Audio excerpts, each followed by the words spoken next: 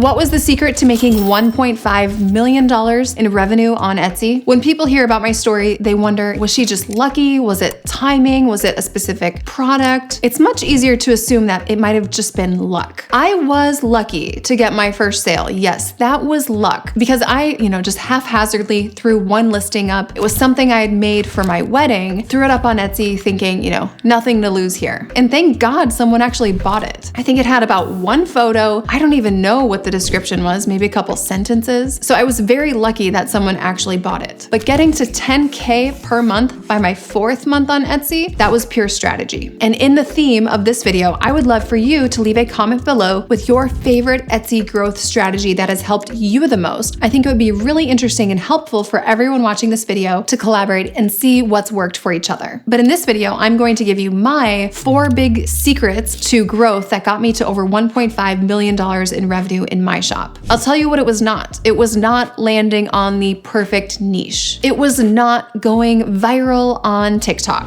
And it was absolutely not paying for ads. And lastly, it was not paying for tools like Everbee or Sales Samurai or Marmalade. It was attacking the Etsy business in the same exact way that I attacked the street footwear business when I worked for Zappos. So my background was corporate e-commerce, right? I was a buyer for Zappos. I started out in footwear, Converse, Puma, etc.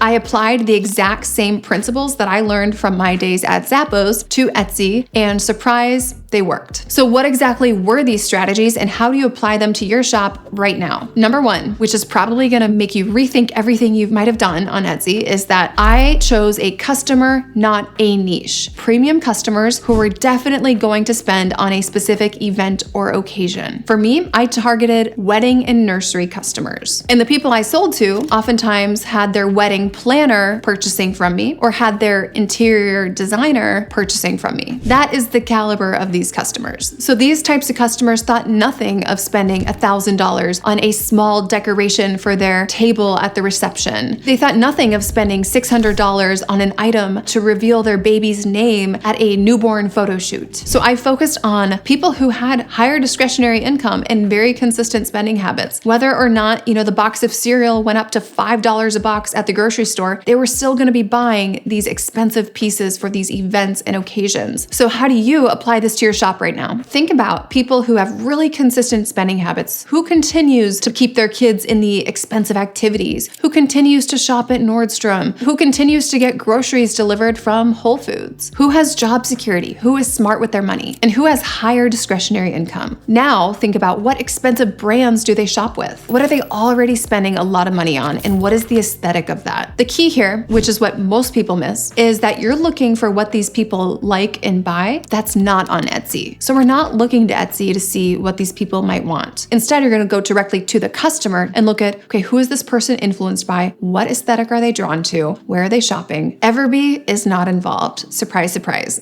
Number 2, which is something I know you're definitely not hearing on YouTube, is to focus on the blended margin. And what this did was it led me to develop a very dynamic product mix, which all of my students know as the 7 types of products to have in your shop. So this is the framework we use to have different listings with different purposes. And the idea is that it's going to drive up your order number and your revenue at the same time. So at Zappos, this played out both on the brand level and the portfolio level. With a brand, you'll have different styles that have different purposes. You're going to have different price points within that brand's assortment. And then within the portfolio, you'll have different brands that have different purposes. Some products are loss leaders, some products are revenue drivers. And it's really a balance of how to get the most gross margin dollars out of your business without missing opportunity. Cash flow was king. That means your gross margin dollars, your profit. It's the same thing with Etsy, same exact principles. We want to have a dynamic product mix where we focus on the overall profit of your portfolio of listings. You don't want to have a shop filled with mugs that are $14.99 or a shop filled with t-shirts that are $22.99. And you don't want to have all digital wall art that's $6.99. You need a dynamic product mix with a range of margins and purposes within your listings. So some of your listings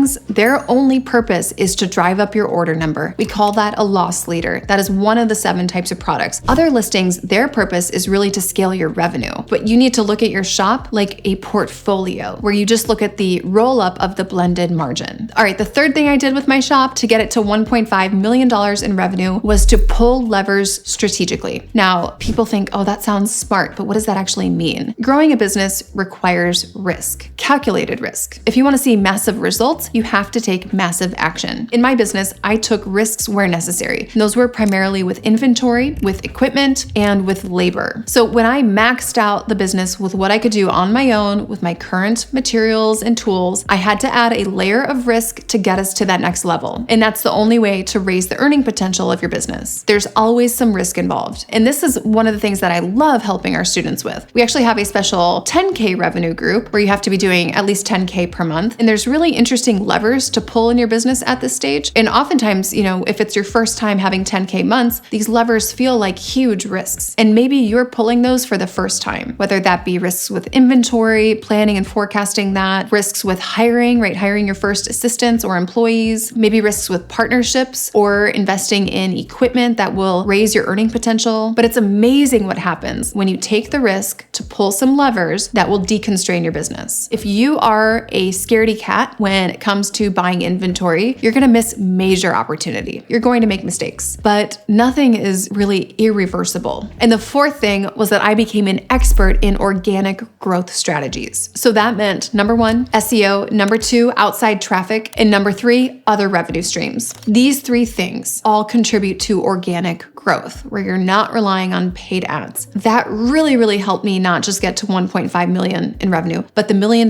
in profit. If I was doing ads, that $1 million in profit would likely be closer to like 500,000. Not ideal. So there's 2 options. You can learn how to create optimized listings that are high converting and learn how to drive traffic with organic methods for free. But then the alternative that I see a lot of people choose is that they don't care to learn how to optimize their listings so that they're high converting. And then they would rather just pay for ads to drive traffic to those listings. To me, it's like lighting your money on fire. The thing is, traffic will be a constant need for the business. That need of the business could either be free or you could establish that as a standard cost. It's almost like a fixed cost. To get any traffic, you have to pay for it in order to see any results. And when you do that, if the listings aren't optimized, the results you see are marginal anyways. If your SEO sucks and if your listings are not optimized, I would not be paying for any traffic to come to that listing until you fix those things. All right, the second part of organic growth is the social media part, right? And that is free. So why wouldn't you use it? As your followers grow and as your customer base grows, your traffic will also grow with a compounding effect. If you're willing to learn how to drive organic traffic, you are going to keep way more of what you make. If you want to learn how to apply these principles to your Etsy business, leave a comment below and I'll reach out to you. And if you want to see more videos like this, please subscribe and then I'll see you guys in the next one.